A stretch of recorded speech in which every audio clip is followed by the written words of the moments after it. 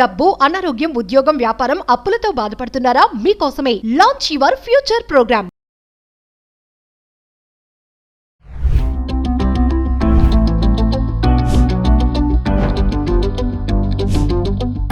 నమస్తే, welcome back to Suman TV. ప్రస్తుతం మనతో పాటు ఉన్నారు consumers affairs committee chairman Mandari Krishna Reddy గారు.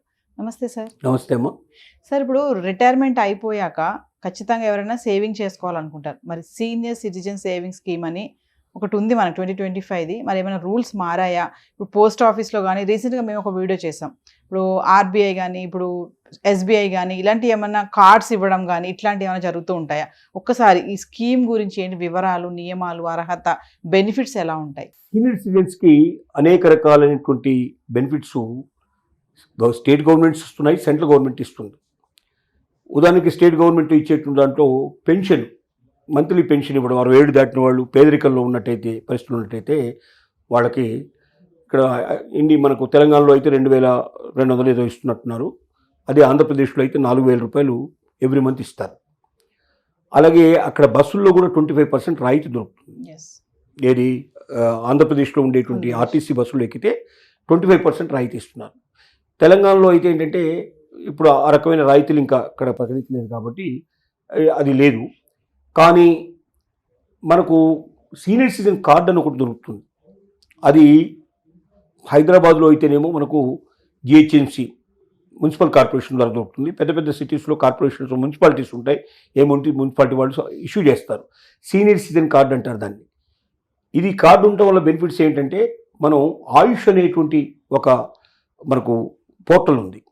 ఈ ఆయుష్లోకి వెళ్ళి మనం పోర్టల్ లోపల ఎంట్రీ చేసుకొని, ఒకవేళ వాళ్ళు మధ్యతరగతి జీవులు అంటే ఎక్కువ ఆదాయం లేని పరిస్థితి ఉన్న వాళ్ళు, వేరే గొప్ప సపోర్ట్ లేనటువంటి పరిస్థితిలో ఉన్నట్టు వాళ్ళు ఎంట్రీ అయితే వాళ్ళకి 5 లక్షల రూపాయల దాకా వాళ్ళకి ఆరోగ్యం ఫ్రీగా కార్పొరేట్ హాస్పిటల్ లోపల కూడా వాళ్ళకి ఫ్రీగా దొరుకుతుంది. ఆరోగ్యం బాగు చేయించుకోవడానికి అవకాశాలు ఉన్నాయి. అలాగే విమాన ప్రయాణాల్లో, రైల్వే ప్రయాణాల్లో, ముఖ్యంగా రైలు ప్రయాణాల్లో దాదాపుగా 40 to 50% వరకు రాయితీ ఇచ్చేటువంటి పరిస్థితి వాళ్ళకు ఉంది. అలాగే లోయర్ బెర్త్, కంపల్సరీగా లోయర్ బెర్త్ ఇవ్వాలని ఉంది. ఏ సీనియర్ సిటిజన్ అయినా సరే, అంటే వాళ్ళు డబ్బు ఉన్న వాళ్ళు కావచ్చు, డబ్బు లేని వాళ్ళు కావచ్చు, ఎలాంటి వాళ్ళు అయినా సరే 60 సంవత్సరాల పైన పడ్డట్టు వాళ్ళు, 65 సంవత్సరాల పైన పడ్డట్టు వాళ్ళు ఉంటే, ఆడవాళ్ళకైతే 57 సంవత్సరాల నుంచి కూడా ఉంది. వాళ్ళు లోయర్ బెర్త్కి అప్లై చేసుకుంటే 100% వాళ్ళకి లోయర్ బెర్త్ ఇస్తారు. ఇలాంటి రకరకాలైనటువంటి ఆల్రెడీ సీనియర్ సిటిజన్స్ కోసం చేయడం జరిగింది. అలాగే విమాన ప్రయాణాల్లో కూడా 20% నుంచి 40% దాకా ఇచ్చేటువంటి విమానాలు ఒక్కొక్క విమానంలో రకరకాలుగా ప్రకటించారు. దాని ప్రకారం కూడా అవకాశాలు ఉన్నాయి. ఇది కాకుండా ఇంకా కొన్ని రకాల స్కీములు కూడా ఉన్నాయి. మనం దీనికన్నా ముఖ్యంగా చెప్పుకోవాల్సింది ఏంటంటే, పోస్ట్ ఆఫీసుల లోపల ఒక సీనియర్ సిటిజన్ సేవింగ్స్ స్కీమ్ అంటారు. దీన్ని సిసిఎస్ఎస్ అని పిలుస్తారు. Senior citizen saving scheme, SCSS, senior citizens SCSS దీంట్లో ప్రత్యేకంగా సేవింగ్ స్కీమ్లో ఉంది.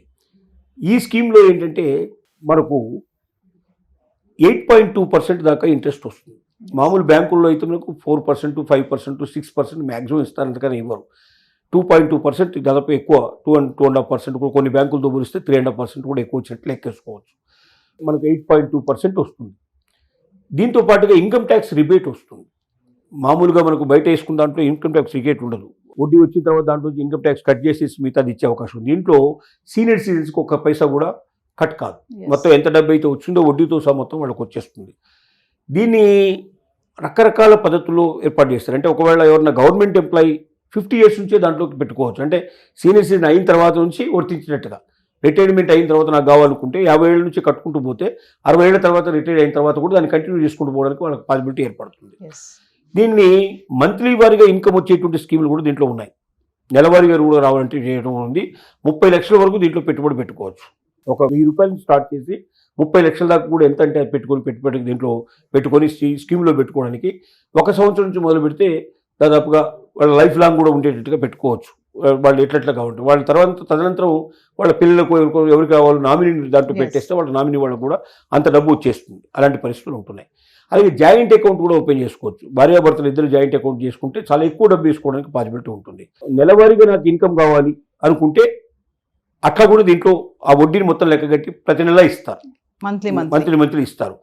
అలాగే ఒకవేళ కాదు నాకు 5 ఏళ్ల తర్వాతనే నాకు ఇవ్వడం మొదలు పెట్టండి అంటే ఈ 5 ఏళ్లలో జరిగే మొత్తం వడ్డీనంతా దాంట్లో కలుపుకొని ఇంకెక్కువ డబ్బులు 5 ఏళ్ల తర్వాత ప్రతి మంత్ ఇవ్వమంటే కూడా ఇస్తారు.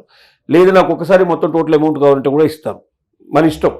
5 ఏళ్ళు 10 ఏళ్ళు 15 ఏళ్ళు కాల పరిమితి ఇట్లా 5 years నుంచి మొత్తం ఎంతైనా పెట్టుకోవడానికి మాకు పాసిబిలిటీ ఇచ్చారు దీంట్లో. ఇది కాకుండా దీంట్లో ఏంటంటే వాళ్ళకి ఏదైనా మధ్యలో ప్రీమెచ్యూర్ అంటారు. ప్రీమెచ్యూర్ అంటే మెచ్యూర్ కాకముందే మేము 5 ఏళ్లకు 10 ఏళ్ళకు మనం పెట్టాము, దాని లోపల మనకు డబ్బు అవసరం పడింది, క్యాన్సిల్ చేసుకోవచ్చు. 15% మొత్తం అమౌంట్లో కట్ చేసి ఇస్తారు. ఎందుకంటే మనకు ముందుగా అడుగుతున్నాం కాబట్టి అప్పటిదాకా వడ్డీ 8.2% లెక్క కట్టారు కాబట్టి మరి అది ప్రీమెచ్యూర్ తీసుకున్నారంటే ఎవరో ఆ డబ్బు తీసుకెళ్ళి ఇంకెక్కడో పెడతారు గవర్నమెంట్. అంత తొందరగా వెనక్కి తీసుకురాలేదు కాబట్టి 15% దాంట్లో కట్ చేసుకుని మిగతా డబ్బు ఇచ్చినట్టుగా పెట్టారు. ఇలా అనేక రకాల బెనిఫిట్స్ దీంట్లో ఉన్నాయి. దీంతో పాటుగా ఎస్బీఐలో కూడా ఇలాంటి స్కీమ్ ఉంటుంది. ఆ స్కీమ్లో ఏమిటంటే కొంచెం ఇంట్రెస్ట్ కొద్ది తక్కువ వస్తుంది, కానీ దాదాపుగా ఇవన్నీ కూడా దాంట్లో కూడా వర్తించినట్టుగా కూడా పెట్టారు. కొన్ని బ్యాంకులు ఎస్బీఐ కాకుండా ఇతర నేషనలైజ్ బ్యాంక్స్ కూడా చాలా బ్యాంక్స్ దీన్ని ఫాలో అవుతున్నాయి.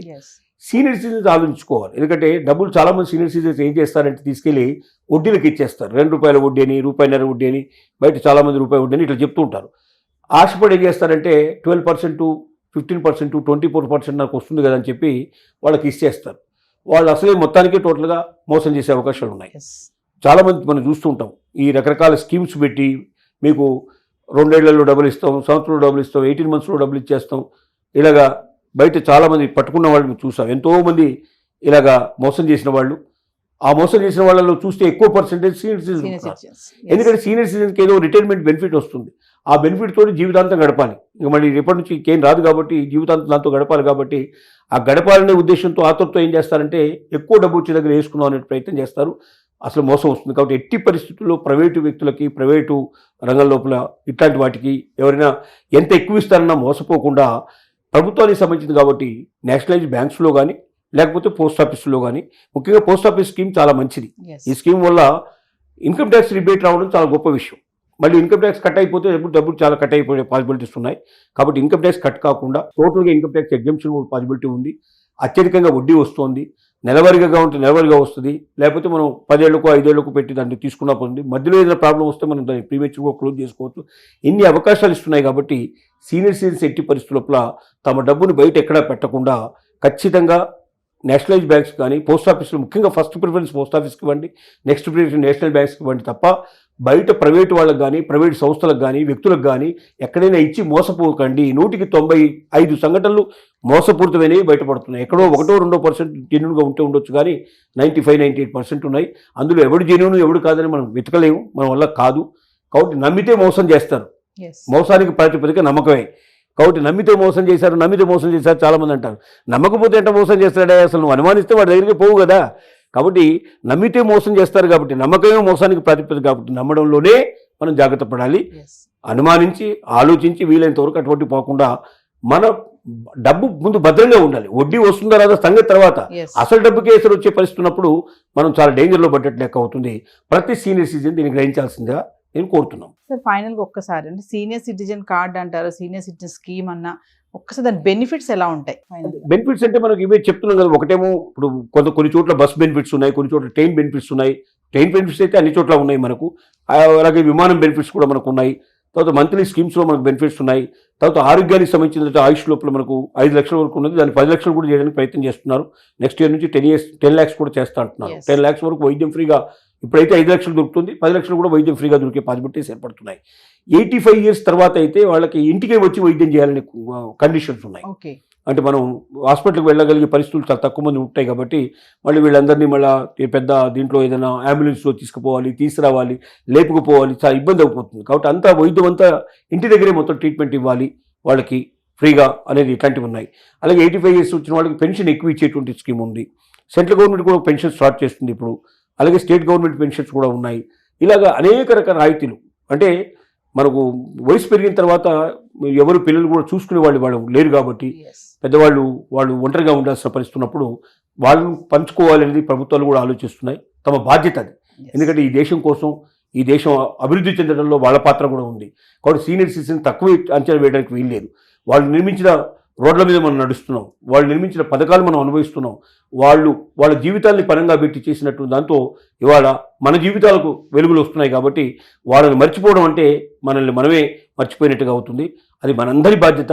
ముఖ్యంగా పిల్లలకి చెప్పేది ఏంటంటే పెద్దవాళ్ళని దూరంగా పెట్టే ప్రయత్నం చేస్తూ ఉన్నారు. దూరంగా పెట్టకండి, వాళ్ళని దగ్గరగా ఉంచుకోవడం వల్ల మీ పిల్లలు కూడా రేపొద్దున మిమ్మల్ని దగ్గర పెట్టుకునే పాసిబిలిటీస్ ఏర్పడతాయి. ఎస్ ఇవాళ వాళ్ళని దూరం చేయడం వల్ల మీరే వాళ్ళకు దారి చూపిస్తున్నారు. ఏంటంటే పెద్ద కాగానే నేను మా అమ్మని నాన్న కూడా మా దూరం పెట్టాలి. తాతలాగానే తాత అమ్మమ్మని ఎలా పంపించారో నాన్నమ్మని ఎలా పంపించారో అలా పంపించాలనే దానికి మనమే వాళ్ళకి దారి చూపిస్తున్నాం.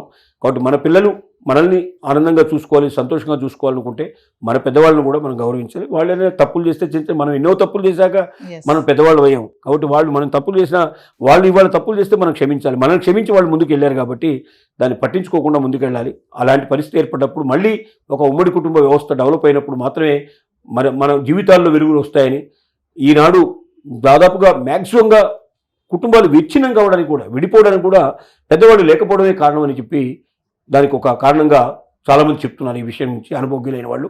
కాబట్టి అటువైపు ఆలోచించమని, వాళ్ళని దూరంగా పెట్టకుండా వాళ్ళకు వీలైనంత వరకు ప్రేమను అభిమానాన్ని ఇచ్చేందుకు ప్రయత్నం చేయమని మనం ప్రతి ఒక్కరిని కోరుతున్నాం. Thank you sir.